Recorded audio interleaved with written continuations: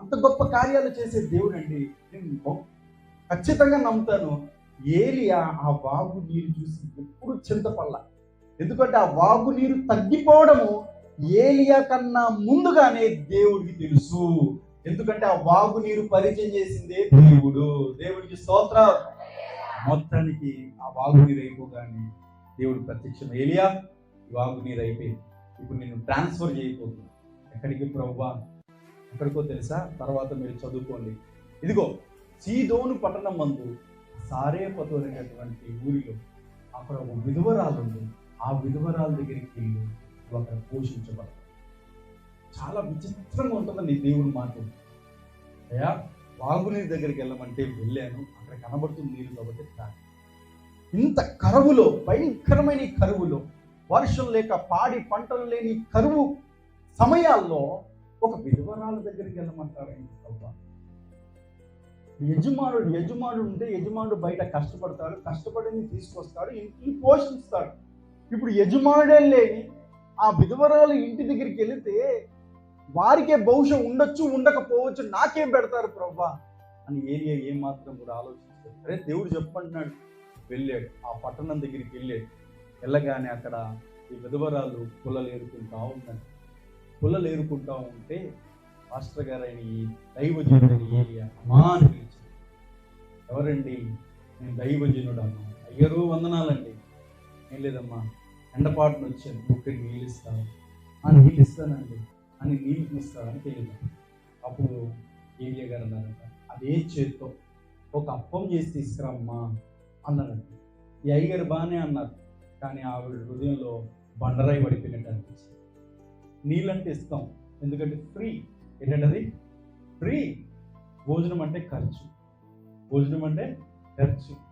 ఈ వాక్యం విన్న తర్వాత మీ సంఘ కాపరైన దైవజనురాలు మీరు ఎంతగా ప్రేమిస్తారో అంతగా మీరు ఎంత ఆశీర్వదించబడతారో ఈ వాక్యం ద్వారా మీరు తెలుసుకోబోతుంది. వినండి. ఇప్పుడు ఏలియా గారు అదే చేతి అప్పం తీసుకురమ్మా అని చెప్పి గుండెరాయి పడిపోయినట్టు, గుండెలో రాయి పడిపోయినట్టు అనిపిస్తుంది. అప్పుడు ఉన్నది చెప్పింది, అయ్యారు ఏమనుకోకపోతే మా జీవితంలో జరుగుతున్న పరిస్థితి మీకు చెప్తాను. మీరు నోటి మాట కదా చక్కగా అనేసారు, ఒక అప్పం తీసుకురమ్మా, భోజనం పెట్టండి అమ్మా అని చెప్పేశారు. కానీ మా పరిస్థితి ఏంటో చెప్తున్నాను వినండి. యజమానుడు లేడు, నేను విధవరాలని, నాకు ఉన్నదే ఒక కుమారుడు. ఆ పరిస్థితి ఏంటో తెలుసా? ఈ కరువు కాలంలో ఉన్నదంతా తిని తిని తిని తిని అయిపోయిన పరిస్థితి. ఇప్పుడు కొంత పిండి ఉంది, కొంత నూనె ఉంది. ఈ కొంత పిండితో, ఈ కొంత నూనెతో ఒకే ఒక అప్పం వస్తుంది. ఆ అప్పం చెరిసగం చేసుకొని తినేస్తాం. ఇంకా రేపటి గురించి ఇంకా మాకు ఏమీ లేదు అనగా ఇంకా రేపు మేము చచ్చిపోబోతాం. ఇది మా పరిస్థితి అయ్యారు. ఇప్పుడు చెప్పండి అయ్యగారు, నీకు అప్పం తీసుకురావాలా అంటే దైవజనుడు అయిన ఏలియా గారు ఏమన్నా తెలుసా అండి? సరేనమ్మా, నీ బాధంతా విన్నా, అది చేత ఆ ఒక్క అప్పమే నాకు తెచ్చే అన్నాడు. ఆ ఒక్క అప్పమే పొరపాటు నా దైవజనుడు ఏం చేస్తాను నేను ఉంటే నన్ను ఏమి చీరతో కొట్టేస్తారేమో, అసలు ఏమీ లేదురా బాబు అని అంటే అది కూడా తీసుకొచ్చామంటే ఎంత కఠినుడు ఈ పాస్టర్ గారు అని అంటారు. కానీ ఆ సారేపతు విధవరాళ్ళు మనసులో ఎంత గొప్ప విశ్వాసాన్ని దేవుడు ఇచ్చాడండి. దేవునికి స్తోత్రం. నేను అనుకుంటాను బహుశా సారేపతు విధవరాలు ఈ విధంగా ఆలోచించి ఉండవచ్చు. ఎలాగో రేపు మేము చచ్చిపోబోతాం, ఒక్క అప్పమే తినేసి మేము తర్వాత ఇంకా అన్నం లేదు, ఆహారం లేదు, ఎక్కడ లేదు, ఇచ్చేవారు లేదు, ఏమీ లేదు. ఎలాగో నేను నా కుమారుడు చనిపోవడానికే ఫిక్స్ అయిపోయాం, ఎలాగో చచ్చిపోతాం. రాక మా ఇంటికి దైవజనుడు వచ్చాడు కదా, మేము ఎలాగో చచ్చిపోతాం కదా, అదేదో ఈరోజే చచ్చిపోతాం, ఈ దైవజనుడికి మాత్రం ఈ ఆహారం పెడదామని బహుశా సారేపతు విధవరాలు ఆ విధంగా ఆలోచించి ఉండొచ్చు. కాబట్టి ధైర్యంగా వెళ్ళి ఆ కొంచెం పిండితోనే, ఆ కొంత నూనెతోనే అప్పం చేయడానికి సిద్ధపడింది. దేవునికి స్తోత్రం. ఆ అప్పము చేసేటప్పుడు అది ఎంత త్యాగంతో కూడిందో తెలుసండి, ఎంత త్యాగంతో కూడిందో తెలుసండి, జీవిత త్యాగంతో కూడింది. అప్పం చేసి మొత్తానికి ఆ పాస్టర్ గారికి అప్పం తీసుకొచ్చేసి, ఆహారం తీసుకొచ్చేసి, పాస్టర్ గారు మీరు తినండి, మా ఇంటికి వచ్చారు కదా చాలు, మీరు తింటే మా కడుపు నిండినట్టు, మీరు తినండి చాలు అని పాస్టర్ గారికి ఇస్తే పాస్టర్ గారు చక్కగా భోజనం చేసి అమ్మా మిమ్మల్ని దీవిస్తున్నాను, ఇప్పుడు మీరు వెళ్ళి తిన్నాను. ఇంకేముంది పాస్టర్ గారు, ఉన్నదే మీకు తెచ్చాం కదా. తెచ్చావులే అమ్మా, వెళ్ళి చూడమ్మా అన్నాడంట. వెళ్ళిందంట. ఆ పిండి మూత చూసిందంట, పిండి ఉందంట. దేవునికి స్తోత్రం. నూనె డబ్బా మూత తీసిందంట, నూనె ఉందంట. వెంటనే ఈ యొక్క విధవరాలు గారంట టకటక ఒక అప్పం వేసి కొడుకు పెట్టేసిందంట. ఎందుకంటే కొడుకు ఆకలితో ఉన్నాడు, కొడుకు తినేసాడంట. మళ్ళా పిండి మూత తీస్తే పిండి ఉందంట, మళ్ళా నూనె మూత తీస్తే నూనె ఉందంట. వెంటనే ఇంకొక అప్పం చేసుకొని తను తినేసిందంట. ఇప్పుడు సారేపతి విధవరాలకు ఒక ఆలోచన వచ్చిందంటే ఏంటంటే, ఈ పాస్టర్ గారిని మన ఇంటి దగ్గర పెట్టుకుంటే మనకు సమృద్ధి. దేవుడికి స్తోత్రం.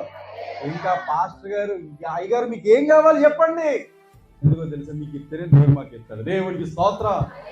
అలాగంటే 3 సంవత్సరాలు దేవుడు సారేపతి విధవరాలని, కుమారుణ్ణి, ఏలియా గారిని దేవుడు కరువు కాలంలో పోషించాడు. దేవుడికి స్తోత్రం. ఎప్పుడైతే విధవరాలు ఉన్న ఆ పిండిని, ఆ ఉన్న నూనెను అప్పం చేసి మొదటిగా ప్రప్రథముగా దైవజనుడికి ఇచ్చిందో, ఆ విధవరాలు కరువు నుండి తప్పించబడింది, సమృద్ధిలోనికి వచ్చింది. దేవుడికి స్తోత్రం. మన జీవితాల్లో కూడా ఇది మనం ఖచ్చితంగా నేర్చుకోవాలి. మీరు మందిరానికి వస్తున్నారు, చక్కటి ఆత్మీయ ఆహారాన్ని మీరు భుజిస్తున్నారు, ప్రతి వారం వస్తున్నారు, నెలకు మొదటి వారం వస్తున్నారు, భోజనాలు చేస్తున్నారు, చక్కగా ప్రభు బలిలో పాల్పంచుకుంటున్నారు, సంతోషం. మరి మీ ఇంటిలో సమృద్ధి ఉండాలంటే మీరు చేయవలసిన బాధ్యత ఏంటో తెలుసా? మీకు ఏదైతే కలిగి ఉంటుందో శ్రేష్టమైనది ఈ యొక్క మందిరానికి, దైవజనుల దగ్గరికి తీసుకురండి. ఆత్మీయ తల్లి గారి దగ్గరికి, మందిరానికి తీసుకొచ్చి చూడండి. సారేపతి విధవరాలు ఇంట్లో అద్భుతం చేసిన దేవుడు మీ ఇంట్లో కూడా అద్భుతం చేస్తాడు. దేవునికి స్తోత్రం. ఆయన నిన్న నేడు నిరంతరం ఏకరీతిగా ఉన్న గొప్ప దేవుడు కాబట్టి ఆమె జీవితంలో అద్భుతం చేసిన దేవుడు ఈ జీవితంలో అద్భుతం చేయడా చేస్తాడు. రాబోతున్న మీటింగ్స్ వస్తున్నాయి. ఒక నిర్ణయం, తీర్మానం తీసుకోండి, ప్రార్థన పూర్వకంగా తీర్మానం తీసుకోండి. ప్రభువా, మా సంఘం ద్వారా ఈ మీటింగ్స్ జరిగిస్తున్నాం. అసలు నిజంగా అంటే భీమవరం ప్రాంతంలో ఆ విధంగా మీటింగ్ జరగడం అంటే ఆ నిజంగా దేవుడే అద్భుతంగా జరిగిస్తున్నాడని నా భావన. దేవునికి స్తోత్రం. ఎందుకనంటే కలిగి ఉండి కాదు, కలిగి ఉన్నప్పటికీ కూడా ఆలోచిస్తారు. ఈ రోజులలో మీటింగ్ నిర్వహించడం అంటే అది ఎంత కష్టతరమైందో. కానీ ఈ మీటింగ్స్ అనేవి త్యాగంతో జరుగుతున్న మీటింగ్స్. ఆ త్యాగంలో నువ్వు కూడా పాలి భాగస్తురాలు అయితే సారేపతి విధవరాలు దీవించిన దేవుడు మీ ఇంటిలో కూడా సమృద్ధినిస్తాడు. దేవునికి స్తోత్రం. సారేపతి విధవరాలు అంట తన ఇంటిలో ఆ డబ్బాలో ఉన్న పిండి, ఆ డబ్బాలో ఉన్న నూనె తీసి చూసే లోపంట దేవుడు నింపేశాడు. నెక్స్ట్ రోజు ఫుల్గా నింపేశాడంటండి. నేను అనుకుంటాను సారేపతి విధవరాలు ఏలియా గారు వచ్చినప్పుడు పిండి చూసినప్పుడు ఆ పిండిని, ఆ నూనెను మొదటిగా దేవుడు చూశాడు, అందుకనే దేవుడు నింపాడు. చాలా మంది మనలో ఏం చేస్తారండి, వంటగది దగ్గరికి వెళ్ళి బియ్యం డబ్బా ఓపెన్ చేస్తారు, అయిపోయింది. నూనె డబ్బా ఓపెన్ చేస్తారు, అయిపోయింది. పసుపు డబ్బా డబ్బా ఓపెన్ చేసి యజమాని అంటారు, అయిపోయింది చూడట్లేదా, ఇదంతా నింపే బాధ్యత నీకు లేదా, వెళ్ళి ఆ డీమార్ట్ కార్డు మొత్తం తెచ్చే. అది కాదు, నువ్వు దేవుడికి ప్రార్థన చేయడం.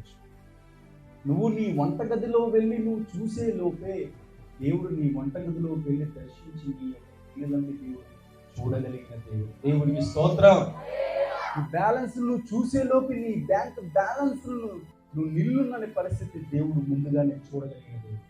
శ్వాసంతో నువ్వు దేవుని దగ్గరికి మాట ప్రకారంగా నువ్వు జీవించినట్లయితే దేవుడు నీకు సమృద్ధిని దేవుడు ఇస్తాడు.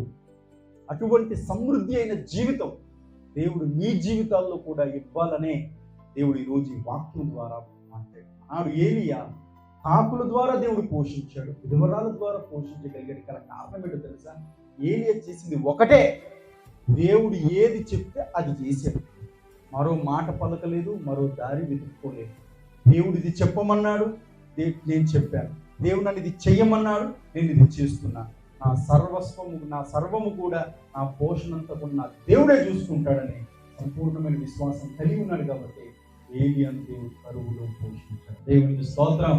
మిమ్మల్ని మనందరినీ కూడా ఎంత కరువు ఉన్నా సరే ఆ కరువులో పోషించడం మాత్రమే కాకుండా కరువులో దేవుడు మనకు సమృద్ధి ఇవ్వగలడు. అటువంటి సమృద్ధి అయిన జీవితం దేవుడు మనందరికీ దయచేయును గాక.